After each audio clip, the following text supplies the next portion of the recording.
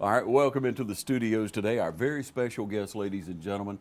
This is Minnie Thomas and Tina Smith. Now, you may recognize them from our community. They do get out and about and have a little fame to their name, so to speak.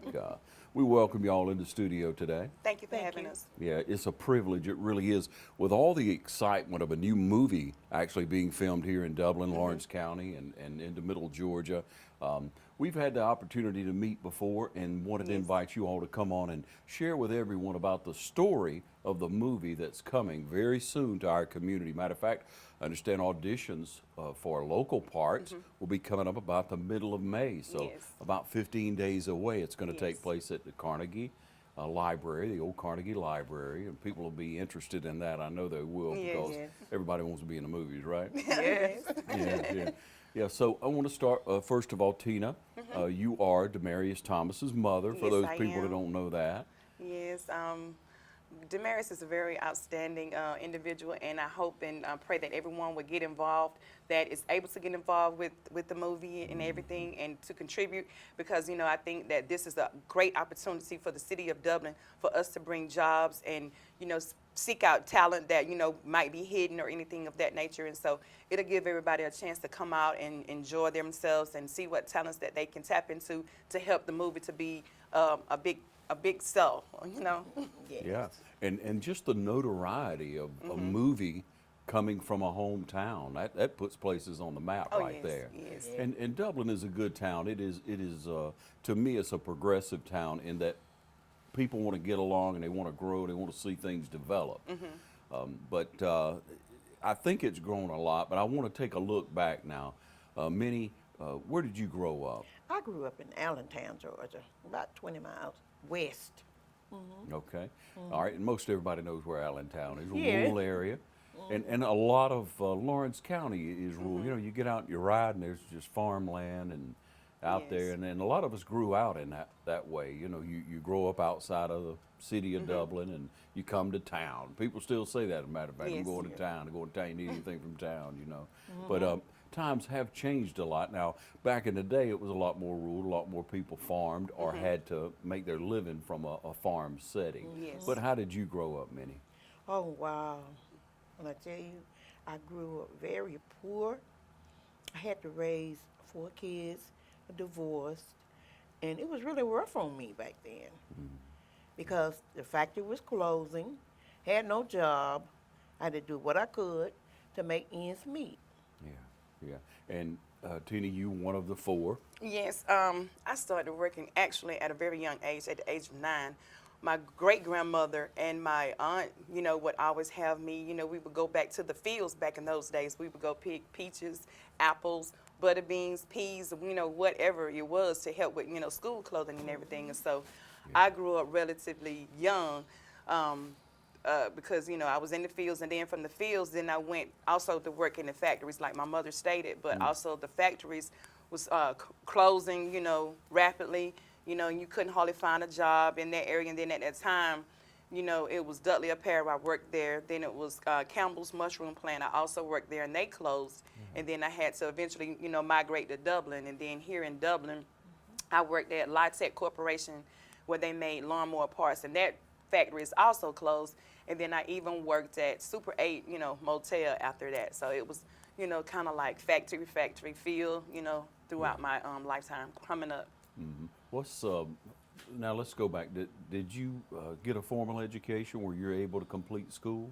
I didn't complete, but later on, I went to Dublin and got the GED. High five. Yeah. And I was happy about that. I really was. I'm happy for you. So happy. Yeah. Because you want to come. People want that, but there's so many people growing up, and you don't have to look very far in a family, Right. To find people who had to quit school and go to work. Yes. You didn't have a choice. You had to put food on the table. You had to help. Yeah. So, how about you, Tina? Did you? The same. I had to, well, I dropped out in like the 9th grade because I had, you know, Demarius. And so I had to, you know, take care of him. And then, you know, I was trying to take care of him and go to school for basketball because I was playing basketball at the time. And so I didn't, you know, didn't have a ride to go back and forth for transportation for practice. So I had to quit, you know, basketball team and, you know, quit school and start, you know, taking care of him. But like my mom, I was able to get my GED when I was incarcerated in Tallahassee, Florida, and also I got a business certificate for going to business school and participating in law, you know, and all that. So I continued my education while I was there. All right, high five. All right, but now, how old were you when you had Demarius? 15. 15. Man, that was a life changer. Yes. You never knew what blessings were coming, but at that time, I'm sure that's a lot for a 15-year-old Yes, to it have. is. It's a lot, It is. lot of It is. responsibility. Because childhood was like kind of like non-existent. Because like I said, at the age of 9, I was in the fields, you know, and then at that like 14, 15, you know, pregnant, having Damaris, and so I went into mother mode, and then after mother mode, you know, big sister mode. So childhood was kind of like non-existent. Yeah, yeah. And y'all lived in Montrose? Allentown, Georgia. In Allentown, Yes. okay. All right. And then did y'all move on toward town as Yes. time moved along? Once I got married, I moved to Fletcher Stanley Road in Montrose, Georgia. So that's when we, you know, migrated to Lawrence County from Wilkeson County because you know Allentown, Georgia is considered, some of Allentown, Georgia is considered Wilkeson County. Okay, all right. All right, and so everybody wants to know, what was Demarius like as a child? Oh, that's easy. Demarius was an outstanding individual, still is, very caring, very playful. He wanted always to have everybody smiling or laughing or doing something. He never got in any trouble. The only time that I had to get on to Demarius was when one day he wanted to wear some shoes of mine that they was in style back then. And I told him, I said, you can't wear these shoes are too big for you. So he snuck in my room after I had turned my back and everything and got the shoes anyway. Yeah. And then so when he came home, me and him had a conversation. And then the next time that I had to get onto Demarius, which it was really nothing, one of his friends wanted to wear one of his shirts, and he gave him the shirt, you know, without asking. But, you know, other than that, he was the model child, and I thank God that he turned out the way he is. He always been, you know, the way that he is now. Yeah, he is very outgoing. Anyone that knows Yes. him, anyone that's around him, if he's around young people, he feeds into them. He encourages them so greatly. How about from you, Grandma? Let me tell you what he used to do. He used to go to his aunt's yard, pick her plums. She said, if I catch you, I'm going to beat your behind. But she couldn't catch him. Yeah, and when I first heard about the movie and started thinking about it and had an interview with Coke Daniels, I had a great interview. But right before that, I wanted to reach out to a few people. I reached out to several people as high school principal, Hugh Kite, and he told me some good stories about him. But I wanted to go back further, so I wanted to look at John Warren, who was a principal out at the school, Northwest at the time, and then also Murkison, the coach out there, Don Murkison, who was a PE coach at the time, been there for many, many years. What was he like? And Murk said it in a very good way. He said, you know, if his name hadn't been Bebe, I probably wouldn't have remembered him because he was just a model citizen. He was just a good kid. Never heard anything out of him. Yeah, he was a little faster than some in sports, but everybody played dodgeball and stuff like that. But he said, but when he came up and he started to hit a little notoriety in high school, started to do well, he said, I wanted to get in behind him. I wanted to see him succeed because remembering him as a child, being such a good person, a model student. So that was impressive to me. That really meant a lot that, you know, he could look back and remember that child. So people remember everything you do, I guess. Yeah. But going forward now, you know, things changed a lot for you. And Yes. where were y'all going to church? Can we get on that story? Yes, we was attending Easter Hill Baptist Church, and that would be considered the Montrose area as well. And it's like on Highway 80 in Montrose, Georgia. So we was attending that church. And so y'all had a good church life there. You Yes, sir. enjoyed going to church, and you know that's a staple of the family. That helps hold obviously helps hold the family together and build character. And so y'all came to a time in your life where you didn't have a job. Right. You're living in a mobile home. Yeah. And how many people live there? Tina, myself, Deidre, Junior. 6. 6 people living in the home there. and it's rural. So, what were y'all doing to make a living at that time?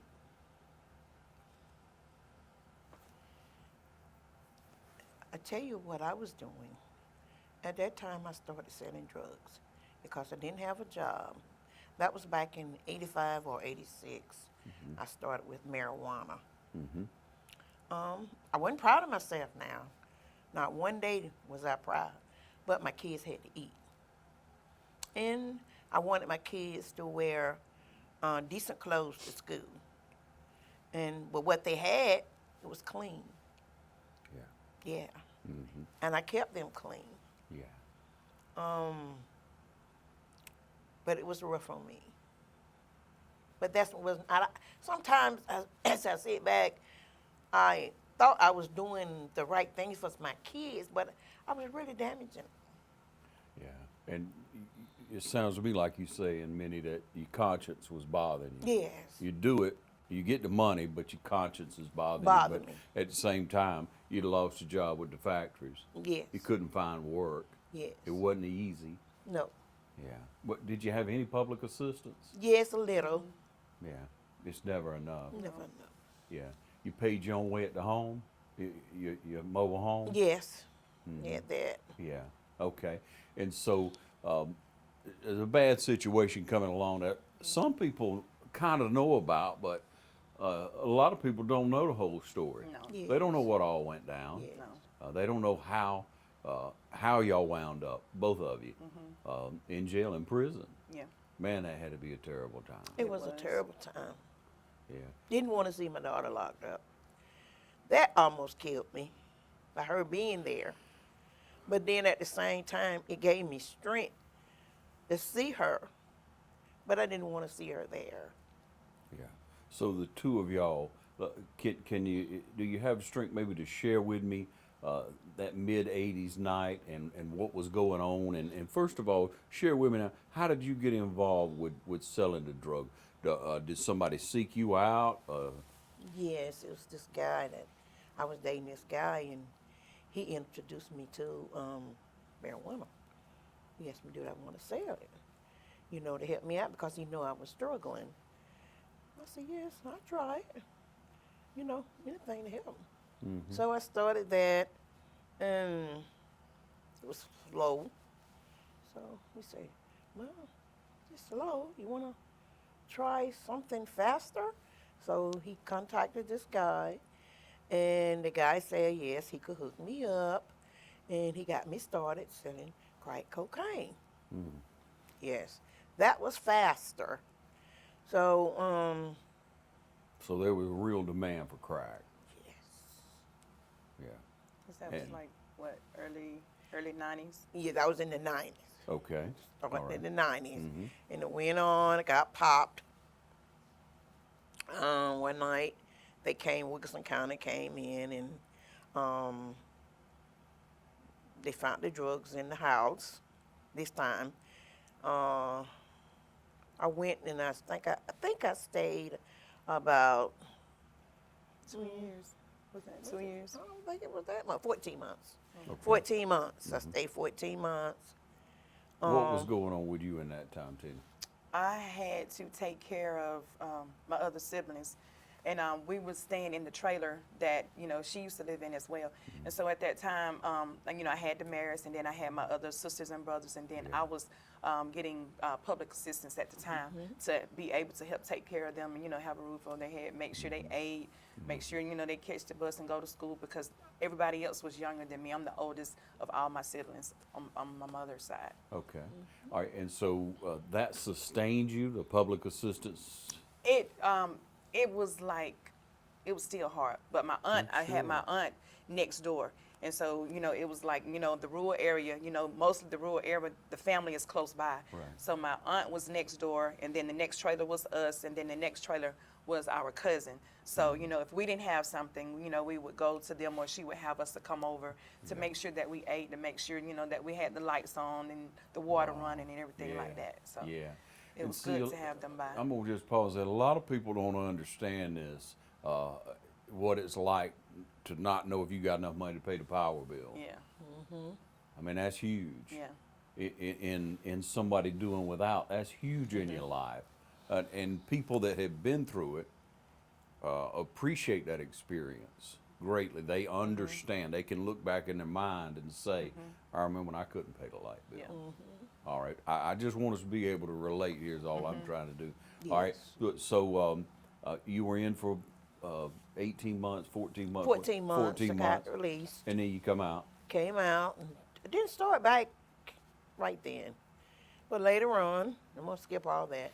Later on, I started back again. This was in the 90s. And back to crack cocaine again. And went on for about maybe 2 years, I reckon. Yes. That's when they came in, the feds came. Yeah. 5 o'clock in the morning. And I'm screaming, scared. Get up, get up, get up, get up. Trying to tell them and it wasn't decent enough to get up. Just get up anyway. So I got up, and they handcuffed me and everybody in the house, except the little girl, my granddaughter. She was about 5 years old then, Tia. So they handcuffed you and everybody in the house. Yes. Okay. They don't. It doesn't matter if you're a child or whatever. But in my case, my kids, they didn't get handcuffed, but they got brought to one area of the home, and they was confined to that area, and to the point when I started doing the interviews, that's when I really understood what Damaris seen, because we were asleep in our bed as well. Me and my ex-husband and my youngest daughter, we was in the bed sleep, and what I woke up to was red lights, infrared lights being pointed at us, guns and everything just pointing at us, and I was hysterical, gasping, and I was like, what is going on? Because I was in a deep sleep, and I woke up to that, so I'm frustrated, startled, and everything, and I have individuals surrounding the bed with guns, and I was like, oh my God. And then so I guess I wasn't moving fast enough, so one of the people grabbed me by my arm and grabbed my ex-husband by his arm, just pulled us out the bed, and I was like, oh my God, what is going on? And then they was like, make sure she have on some clothes, because I had on like some little short shorts and a little tank top. And so by this time they let a female officer, because I only seen one, a female officer come in to make sure that I had on some clothes and everything. And so they went from that, asking is anyone else in the house? And I was like, yes, my 2 kids at the other end of the house. And so they went down there and got them, and then just everybody just going through all the stuff, going through the stove, going through trash, just going through everything, photo albums, my bills, paperwork, just everything. It was just crazy. And so what was found and what happened from there? Share with me. Well, that particular, nothing. They couldn't find anything in the home. Nothing.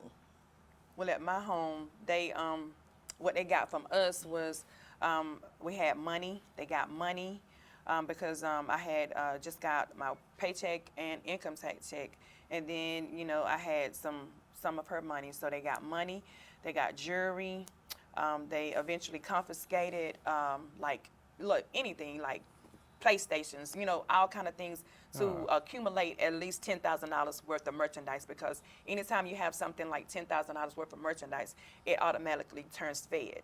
So the state, they wanted it to turn fed, so they accumulated things from her, myself, and the other individuals that was involved in the case, and they accumulated enough money for the feds to pick up the case. So whatever we had around that was of value, even vehicles, they took that also. I didn't know that now. Yes. Yeah. Okay, but where did the drugs come in? Did it find anything? No, No. sir. They went by what people said. I guess that's why they use the word conspiracy. Conspiracy to some means, if you and I, not saying that you will, you and I conspire to do something illegal. Right. And then what was told to me by my public defender that I had at the time, she said that we don't even have to know each other to be labeled as, being together to conspire to do something illegal. So what they did was went by, say for instance, Bill said Minny gave him 10 Right. kilos. Okay. They use that. And you get Maria, and they was like, Maria, I have 20 kilos. And they would use that. It was basically, word of mouth, what other individuals said that they would get from her, and they use that as their drug amount. Okay.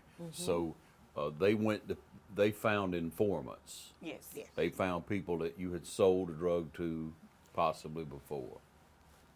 Not even so that, because it was more or less for me getting it from them.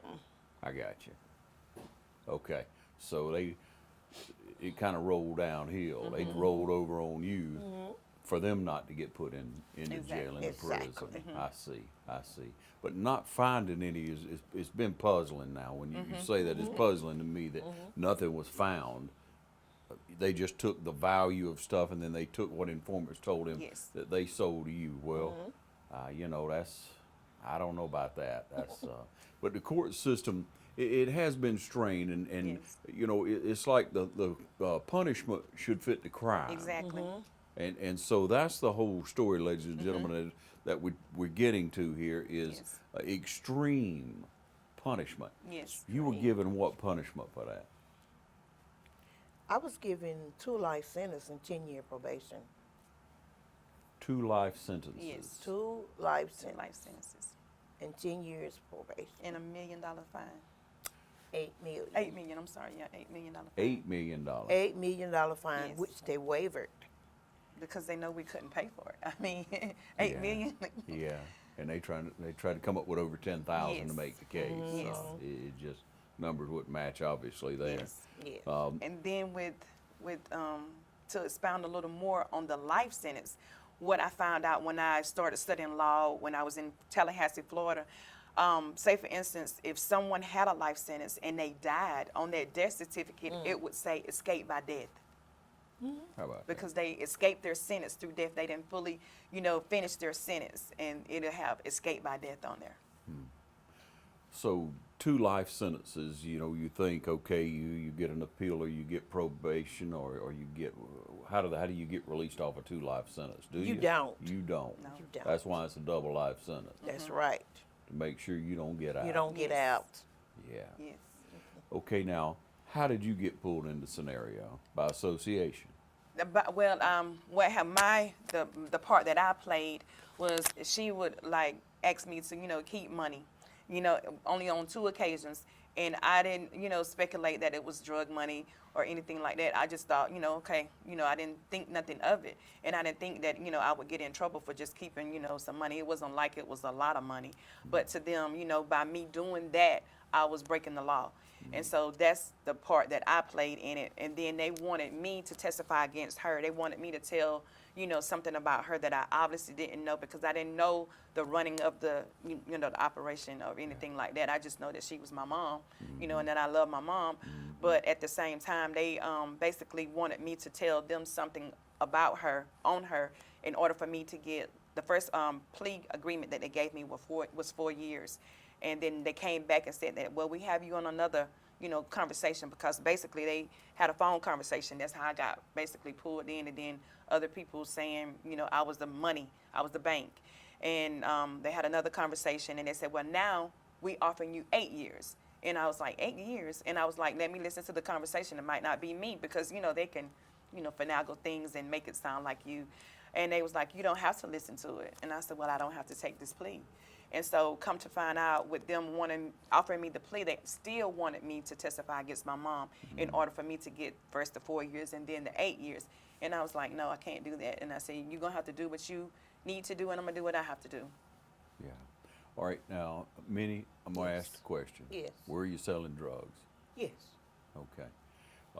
Did you know the local sheriff department or people who work with the sheriff department? Yes. You know them. You know them today. Yes. What did they think about you? Well, Richard, I'm not sure, really. I'm not sure what they think about me. But at once upon a time, I thought that, and they thought a lot of me. But then later on, he says that I was a thorn in his side. So you know where that put me. You got pulled into trying to make more money, pulled in to settle down. Again, it was a boyfriend of yours at the time, and he got you involved with it.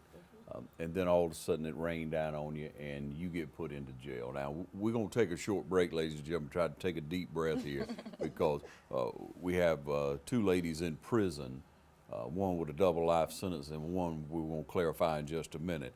With that, we're going to take a short break and we'll be right back, so you stay with us. Hey, how you doing? Eric Kate City. I'm good. Brad Grimes. I think I'm smelling some gas in my yard out here. All right, and what area are you smelling at? Over here in this area, the meter's on that side over there. Okay, what we're gonna do is we're gonna check the meter to make sure there's not a leak there. Okay. Then we'll locate the line out and put down a couple holes just to check on the ground to make sure you don't have a leak. We'll check each corner of your house. If you could, just stay on the porch. Okay. If you think you have a gas leak, we're on call 24 hours a day, 7 days a week. Call us at 478-277-5048.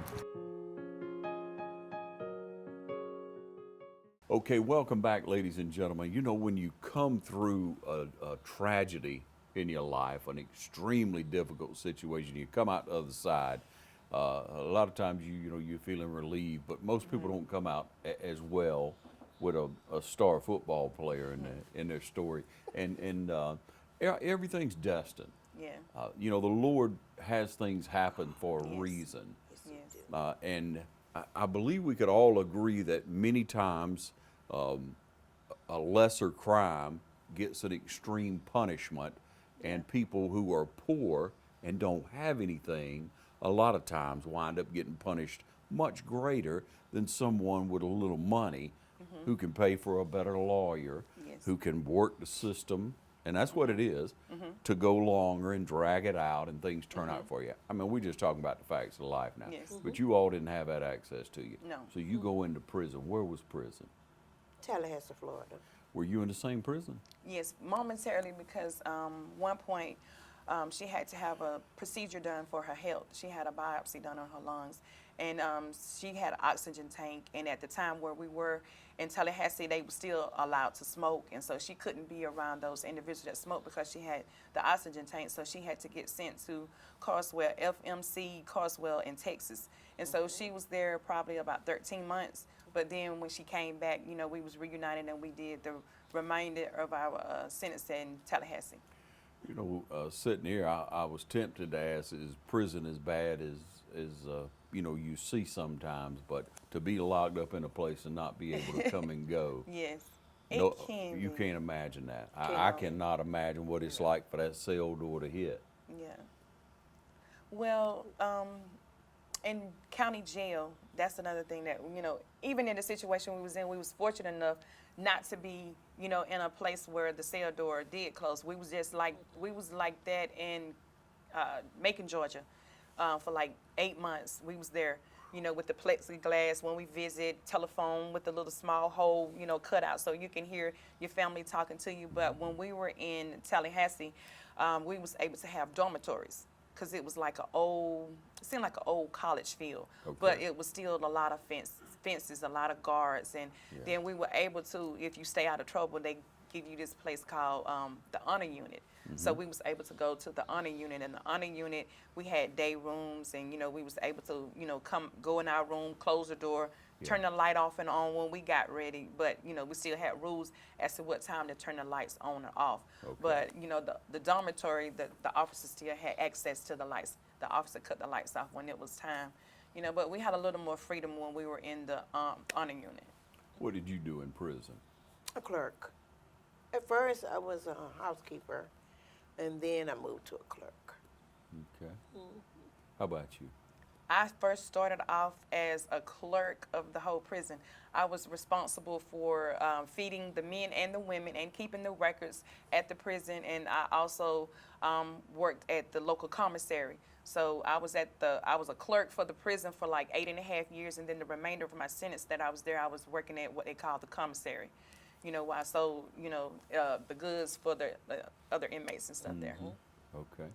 All right. And so how long were you actually in prison for, Tina? I was in prison for 15.5 years. I was almost on my 16-year mark when I got out. Okay. So how old in the scheme of things, how old was Demarius when you went into prison? Demarius was 12, and his sisters was 10 and 3. And when I came home, his sister, she was 20. I had a 20-year-old. I had, let me see, Damaris was what, 27 and a 25-year-old. Wow. Missed a lot of lives. Yeah. Proms, first dates, first grandbabies being born. Because my oldest grandson right now is 10. I have a 10-year-old, I have a 5, I have a 3, a 2, and a 1. Wow. Okay. Yeah. Now, Minnie, you were in prison for a minute. Oh, yes. 17. 17. Yeah. Now, you got education while you were in there, Yes, sir. and you grew as well? Well, I took some classes, business law, parenting, typing.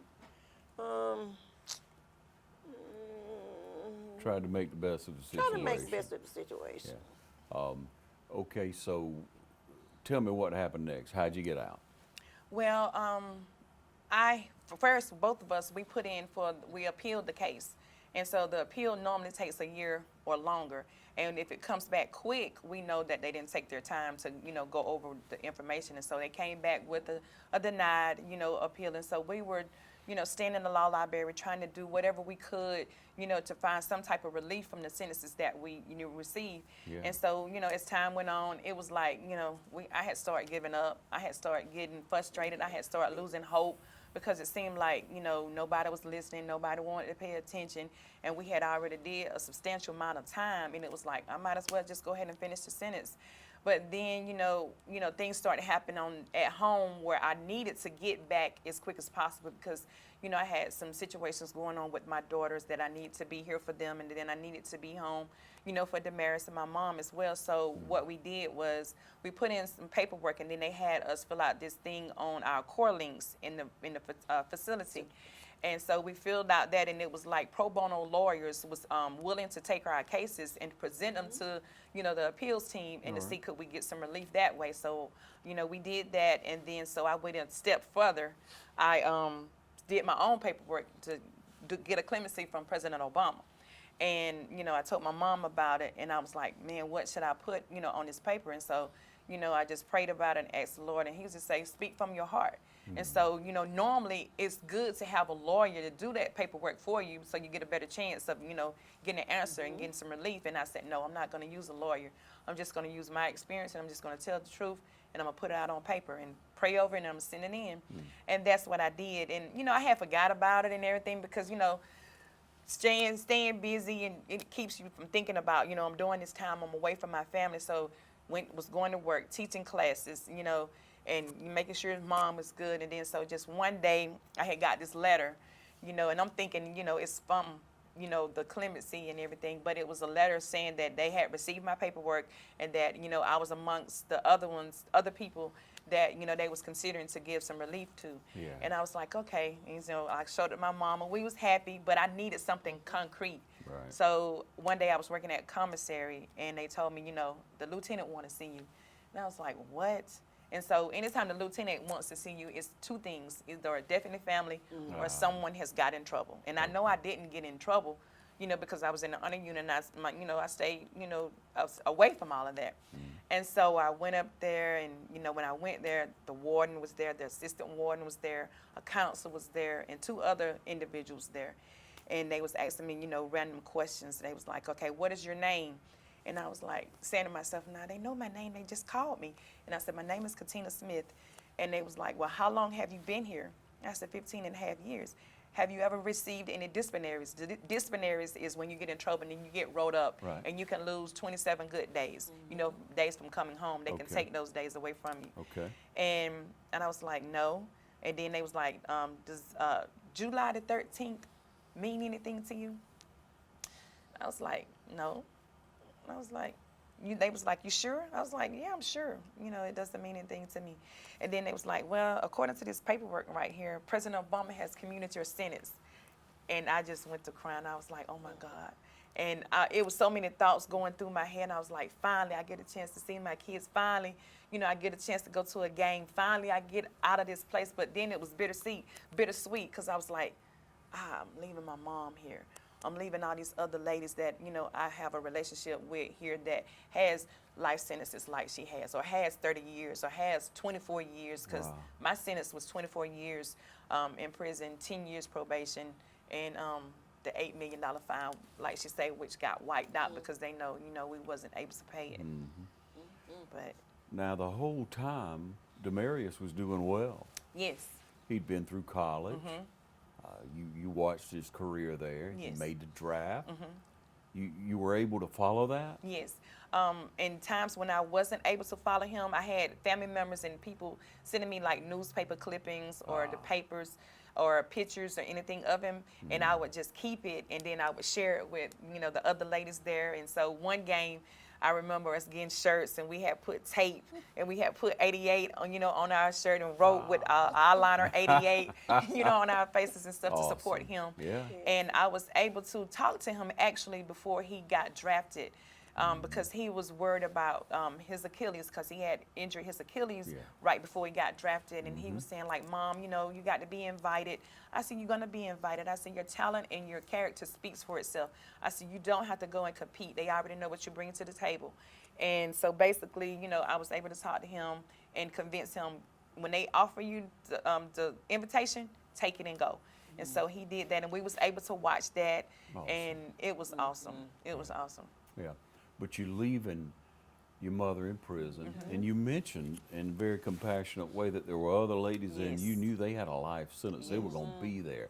And Yes. you build a compassionate relationship with Yes. these people.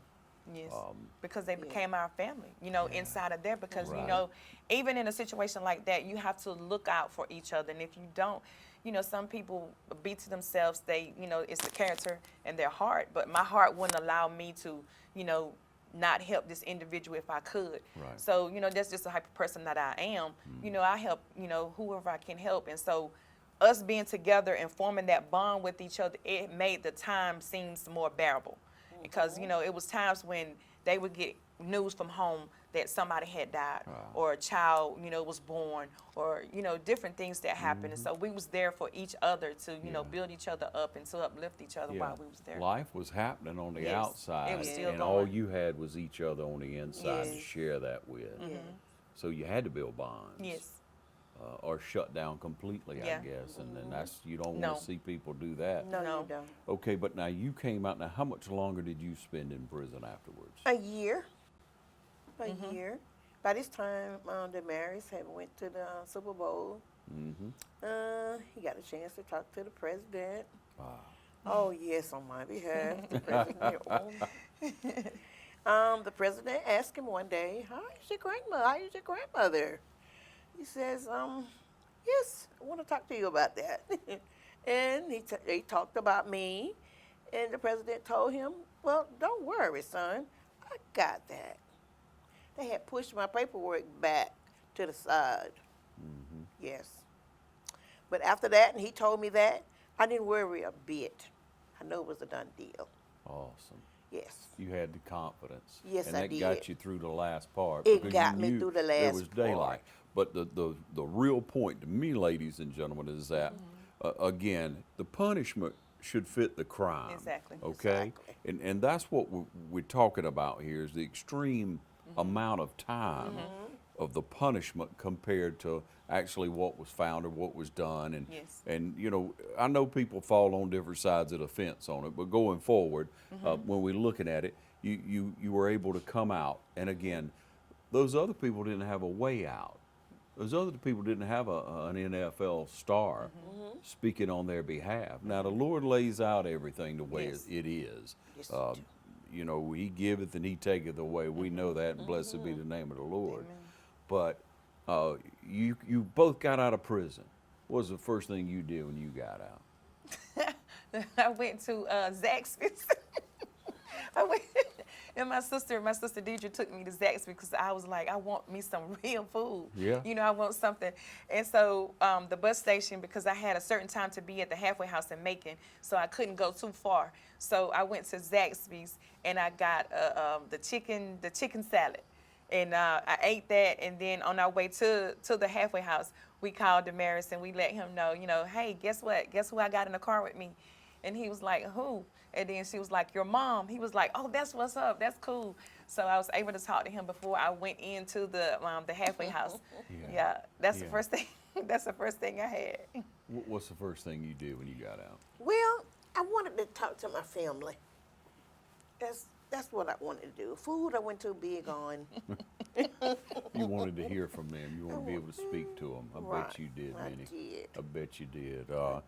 All right, and then going forward now, we forget that when a person comes out of prison, you got to go into a halfway house for a period of time, prove yourself responsible and Yes. able as a transition Yes. into society. Yes. How long? How long were you there? I was there about 3 months, 3 to 4 months maybe, because I had already got a job. I was volunteering at LaSalle Sleek Studio with Miss Darlene Williams. She's an awesome boss, awesome lady out of Macon, Georgia.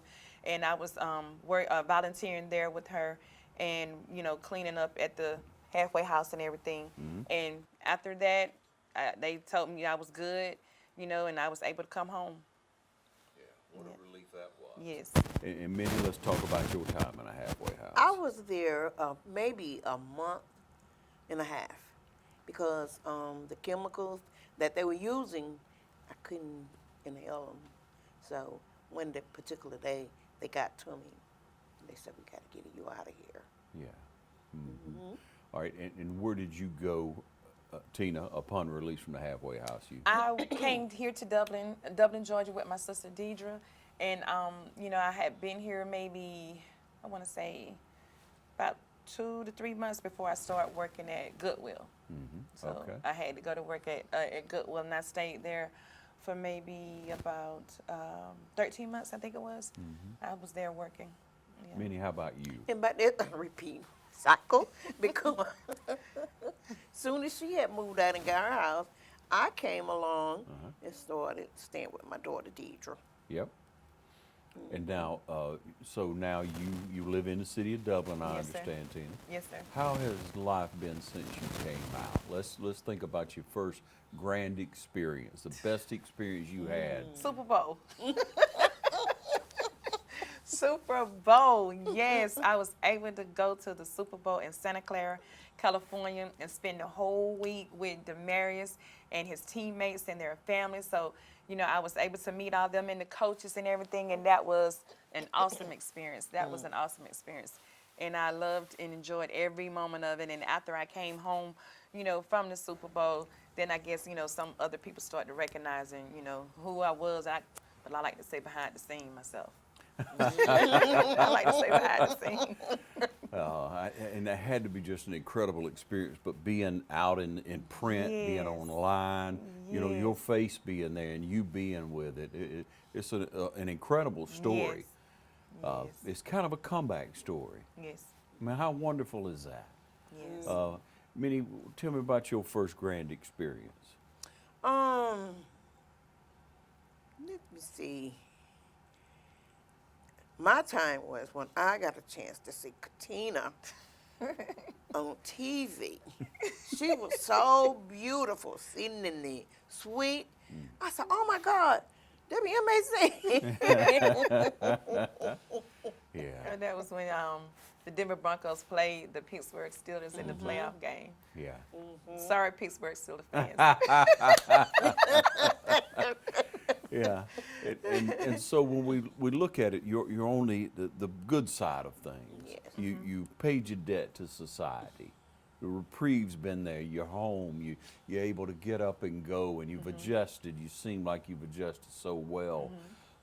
Because it has to be different after Yeah. you've been incarcerated for that long and in that lifestyle. Yeah. Yes. You got to come out and you got to train yourself again. Yes. Yes. You got to all learn to over. deal with people again Oh, yes. in a totally different way. It Oh, my is. God. That was one of the biggest shockers of my life, because I know life went on while we were there, and I was thinking that people in general was going to still be respectful. People in general was still going to care. People in general was still going to try to support you. And I got the shock of my life when I realized that was not so with some people. Not all people are like that, but some people, and some of those people just happened to be family members. Some of those people was friends. Some of those people were, colleagues, business, individuals. Because some people didn't give us the opportunity to work for them because you have convicted felon on your record. And some people, in the system, don't have a chance to come out and get a good job because of that. And then the ones of us that are out, we still, sometimes struggle, with that. But going forward, we're glad that we're here, though. When we So look, glad. I'm sure, and I'm glad y'all here. And it's been a pleasure to meet y'all. Since I met you a week or so ago, Yes. I've thought about you many times and what a great spirit you have. How you're positive toward things. You don't seem bitter at all about No. the things that happen. Okay, you did wrong. Okay, you got caught up in a bad situation. Okay, you served some time that wasn't pleasant at all. No. But now you're on the other side of it and you got to go forward. But it is a platform to tell your story and to make a difference. I hope and pray for those ladies that you all left behind in that Yes, prison. me too. We And do for- every day. Yes, and for anyone else, that think that they are above the law, that they won't get caught, or I'm not doing anything to get me any time, it doesn't matter. Hang around the wrong crowd. Guilty by association is what they call it. You have to be mindful of who you hang around, what you do, where you go. And it's still the same, today, and it's more prevalent today because it's so much, crime that's going on, and you don't want to be labeled as a bad person. You don't want to be labeled as a gangbanger. You don't want to be labeled as a drug dealer. But if you start hanging around individuals that are, some people will label you as such, and then they will start following you, start putting trails on you, have people watch you. So you don't want to do that. If you have a job, go to that job and work hard. If you don't have one, learn a trade. Go to Oconee Fall Line. Do something with yourself. But don't just sit and be complacent and want somebody else to, take care of you. That's not the thing to do. Help somebody else, and, eventually other people will help you. Yeah. It takes time. It does. And it's frustrating as a young person. You all can think back. I can think back. Many of you can think back that you didn't have it all laid out No. for you. No, we You try to make it and you work hard. You say, what am I working so hard for? It takes time. It does. People say you got to pay your dues. Same thing in sports. Same Yeah. thing in things. You got to work hard. You got to do. get to the position, and then things start working out for you. Yes. A lot of times, at 20, you look back when you get 30, 35, and you say, all right, I've worked hard. Things are paying off. What do you say to people, young people growing up, and living a lifestyle, and how to stay on the right track? I would say get an education. Stay in school. Be somebody. Don't fall to the streets. Don't do drugs. Maybe one thing gonna happen from it is negative. It's Yes. negative. It is. Yeah, but people get pulled in by that. They do. A slick car, clothes, some good-looking shoes. We all like to dress well. Y'all look very nice today. Thank you. again. You do you. too. But people get caught up in that. Yeah. But you can make it. You can You can. get you a trade, learn how to do something. Yes. And in today's society, there's so many people who need help, so many jobs available, and we hear there's not enough training for it. Exactly. So go for the education. Yes. OFTC. Go to Middle Georgia College. Find you. Go to GMC. Yes. And they'll help you. They'll help you with the financing, and they'll help you get to the next level. But you got to have a long-range plan, and you do. got to stay focused, because quick money will never last. No. Don't last. And then when you get it, it's like this old saying that my grandparents used to say, you have pockets with holes in it. It's never enough. It's never enough. You would get, oh, I'm going to do this and I'm going to stop. You get that greed set in, and then you be like, I'm going to go and get this, and I'm going to go do that. And then by the time you realize it, you done got so far away from what you said and so deep into it. It's like, why turn back now?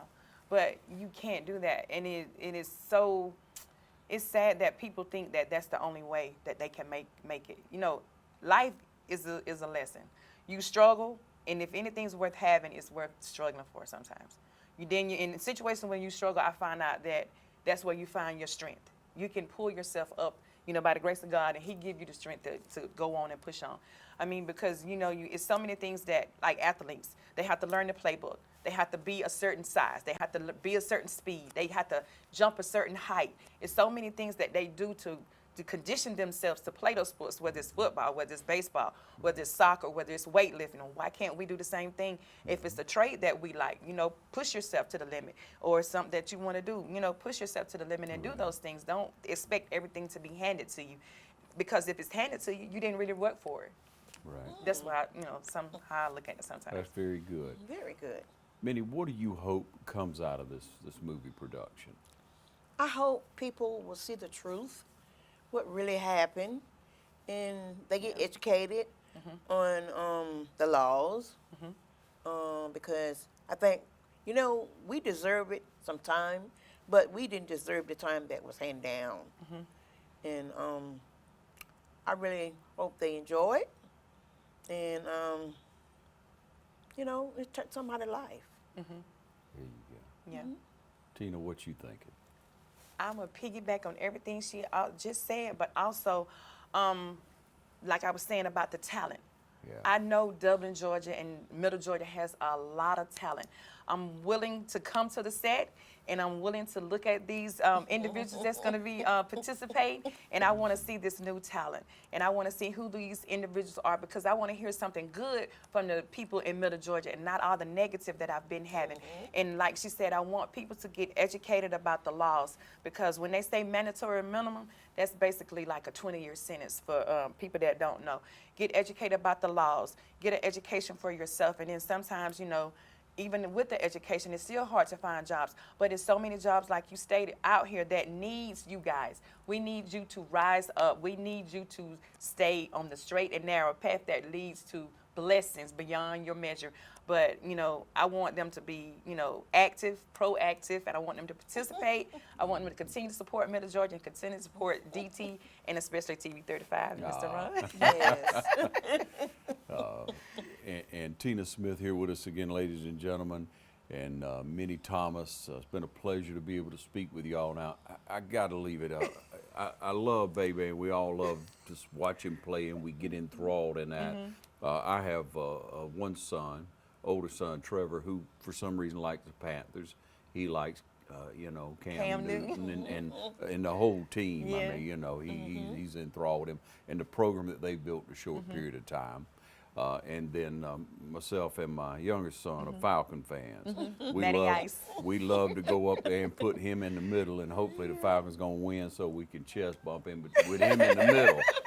But and it's worked out for us at the stadium at Mercedes-Benz a few times. But now you look like a Falcon fan today, but you. Oh, I didn't mean to. I know this ain't color right. But we know that Demarius is going to New England. Yes, sir.